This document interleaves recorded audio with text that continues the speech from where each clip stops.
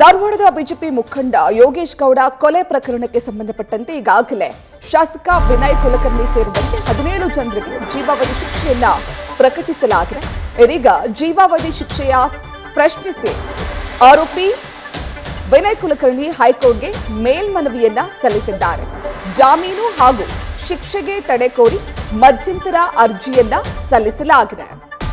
ಧಾರವಾಡದ ಬಿಜೆಪಿ ಮುಖಂಡ ಯೋಗೇಶ್ ಗೌಡರ ಕೊಲೆ ಕೇಸ್ ಪ್ರಕರಣಕ್ಕೆ ಸಂಬಂಧಪಟ್ಟಂತೆ ಈಗಾಗಲೇ ಜನಪ್ರತಿನಿಧಿ ಕೋರ್ಟ್ ವಿನಯ್ ಕುಲಕರ್ಣಿಗೆ ಜೀವಾವಧಿ ಶಿಕ್ಷೆಯನ್ನ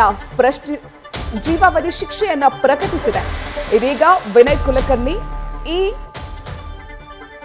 ಜೀವಾವಧಿ ಶಿಕ್ಷೆಯನ್ನ ಪ್ರಶ್ನಿಸಿ ಅರ್ಜಿಯನ್ನ ಸಲ್ಲಿಸಿದ್ದು ಹೈಕೋರ್ಟ್ಗೆ ಮೇಲ್ಮನವಿ ಅರ್ಜಿಯನ್ನ ಸಲ್ಲಿಸಿದ್ದಾರೆ. ಜೊತೆಗೆ ಜಾಮೀನು ಹಾಗೂ ಶಿಕ್ಷೆಗೆ ತಡೆ ಕೋರಿ ಮಧ್ಯಂತರ ಅರ್ಜಿಯನ್ನ ಸಲ್ಲಿಸಲಾಗಿದೆ.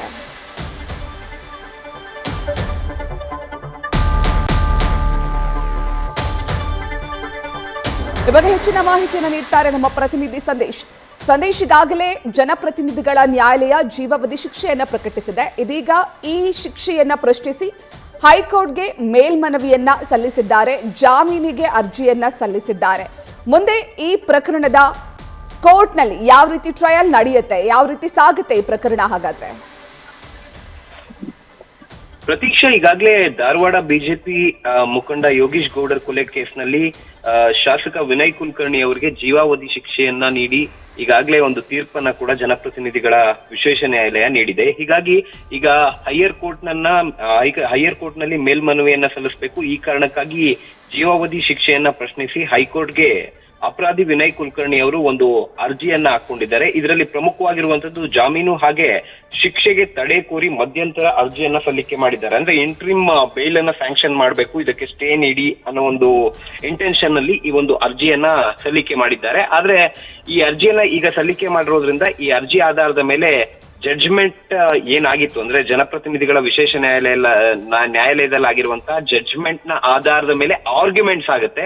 ಇಲ್ಲಿ ಯಾವುದೇ ರೀತಿಯ ಟ್ರಯಲ್ ನಡೆಯೋದಿಲ್ಲ. ಅದರ ಬದಲಿಗೆ ಆ ಜಡ್ಜ್ಮೆಂಟ್ ನ ಆಧಾರದ ಮೇಲೆ ಅಥವಾ ಜಡ್ಜ್ಮೆಂಟ್ ಯಾವ ಕಾರಣಕ್ಕಾಗಿ ಇವರಿಗೆ ಜೀವಾವಧಿ ಶಿಕ್ಷೆಯನ್ನ ಕೊಟ್ಟಿದ್ದಾರೆ ಅಂತ ಇರುತ್ತೋ ಅದರ ಆಧಾರದ ಮೇಲೆ ಎರಡೂ ಪರ ಅಂದ್ರೆ ವಿನಯ್ ಕುಲಕರ್ಣಿ ಪರ ವಕೀಲರು ಹಾಗೆ ಪ್ರಾಸಿಕ್ಯೂಷನ್ ಪರ ವಕೀಲರು ಕೂಡ ಅಲ್ಲಿ ವಾದ ಪ್ರತಿವಾದವನ್ನ ಮಾಡ್ತಾರೆ. ಹಾಗಾಗಿ ಈಗ ಸದ್ಯ ಅರ್ಜಿಯನ್ನ ಈಗ ಸಲ್ಲಿಸಿರೋದ್ರಿಂದ ಆ ವಾದ ಪ್ರತಿವಾದ ಆದ ನಂತರವೇ ಈ ಒಂದು ಅರ್ಜಿಯ ತೀರ್ಪನ್ನ ಕೊಡ್ತಾರೆ. ಆದ್ರೆ ಈಗ ಮಧ್ಯಂತರ ಒಂದು ಅರ್ಜಿಗೆ ಅಥವಾ ಮಧ್ಯಂತರ ತೀರ್ಪನ್ನ ಕೊಡಿ ಅಂತ ಕೇಳಿರೋದ್ರಿಂದ ಈಗ ನೆಕ್ಸ್ಟ್ ಯಾವಾಗ ಹಿಯರಿಂಗ್ ಇರುತ್ತೋ ಆ ಸಂದರ್ಭದಲ್ಲಿ ಡಿಸೈಡ್ ಆಗ್ಲಿದೆ. Pratiksha, thank you Sandesh ಡೀಟೇಲ್ಸ್ಗೆ.